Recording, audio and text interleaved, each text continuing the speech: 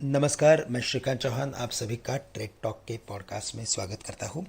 और आज अगर हम सबसे पहले अगर किसी की बात करना चाहेंगे तो वो निफ्टी के ऊपर ही होनी चाहिए, क्योंकि निफ्टी ने सोमवार के दिन 20,000 के क्रूशल मार्क को क्रॉस किया है। यहाँ से एग्जैक्टली 37 दिन पहले 37 डेज बिफोर अगर आपने देखा होगा तो मार्केट का जो मोमेंटम था वो काफ़ी स्ट्रॉन्ग था। निफ्टी 19,992 के करीब आ गया था, लेकिन वहाँ से वो वापस करेक्ट होते हुए हमने 19,200 के लेवल्स देखे, तो काफ़ी अच्छा करेक्शन भी देखा। उसके बाद वापस मार्केट ने एक अपवर्ड रैली में एक ट्रेंड को कन्वर्ट किया और कल के दिन में हमने 20,000 के लेवल्स को निफ्टी को क्रॉस होते हुए देखा। अभी यहाँ से अगर देखा जाए तो नेक्स्ट जो इम्पॉर्टेंट लेवल्स निकल के आ रहे हैं वो है 20,400 से लेकर 20,500 की, और सपोर्ट्स में मुझे लगता है कि 19,900 से लेकर 19,850 के लेवल्स काफ़ी इंपॉर्टेंट रहेंगे। क्रूशल लेवल्स रहेंगे 19,600 के। जब तक इन लेवल्स के नीचे मार्केट नहीं जाता तब तक कोई बड़ा करेक्शन हमें एक्सपेक्टेड नहीं है। बट अगर स्ट्रैटेजी अगर कोई लॉन्ग की पोजीशंस बनानी हो तो 19,900 से लेकर 850 के रेंज में कुछ लॉन्ग की पोजीशंस बनाए। स्टॉप लॉस रखे एट 19,800 का। On the higher side as I mention 19,990 के बाद के जो इंपॉर्टेंट लेवल्स है वो 20,100 20,175 के हैं।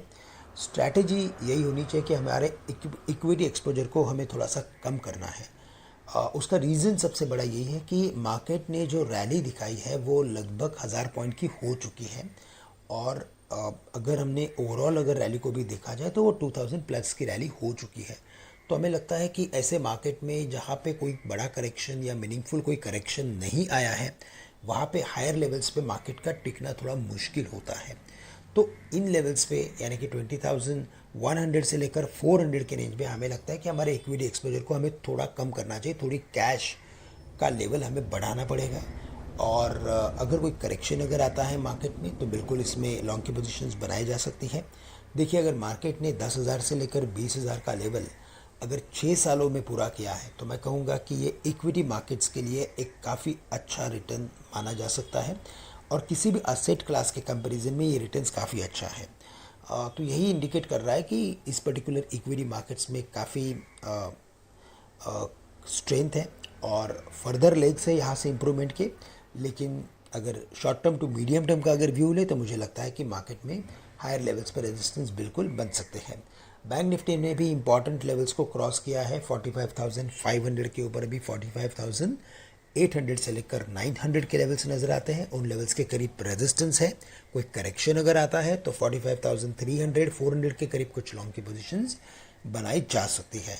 निफ्टी आईटी के लिए 33,000 के अभी नेक्स्ट लेवल्स बन के आएंगे। यहाँ पे ग्रेजुअल अपवर्ड एक्टिविटी हमें दिख रही है। मुझे लगता है यही ट्रेंड कंटिन्यू रहेगा। अगर कोई भी करेक्शन आता है तो 32,500 से लेकर 32,300 के रेंज में कुछ लॉन्ग की पोजीशंस बनाई जा सकती है। सेक्टर स्पेसिफिक अगर बात करें तो पीएसयू बैंक्स, कुछ सीमेंट कंपनीज, फार्मा कंपनीज और एफएमसीजी कंपनीज में हमने कल मोमेंटम देखा।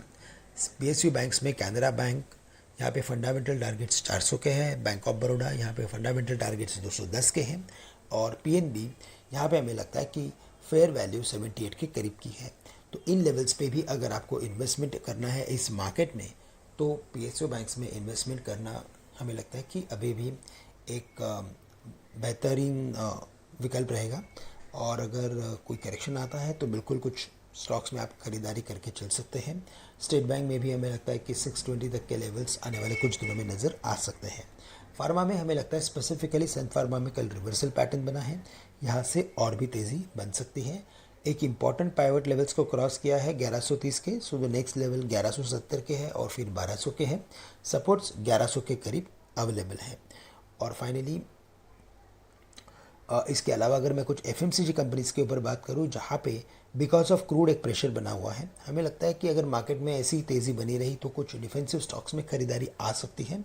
एफएमसीजी उसी में से एक है। और हिंदुस्तान लीवर के फेयर वैल्यू यानी फंडामेंटल वैल्यू कुछ 2,800 रुपये के करीब की है। और ब्रिटानिया में जो फंडामेंटल वैल्यू है वो 4,800 की है।